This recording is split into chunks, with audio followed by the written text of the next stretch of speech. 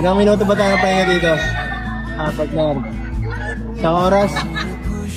Isang oras ang ano? Ha? Isang oras at kalahati. Ang bihira, paano ba tayo makakalis dito? Gusto ang oras natin nun. Marami pa tayong pupuntahan eh.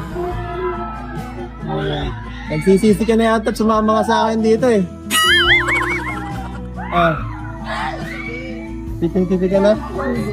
Tama ako sa isip mo.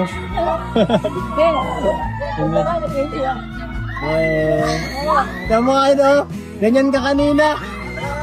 Narinig mo yung sarili mo kanina. Sigaw ka na sigaw sa itapahinga ko. Ang sakit na eh. Hindi ka naman ganyan sumisigaw dati. Ay.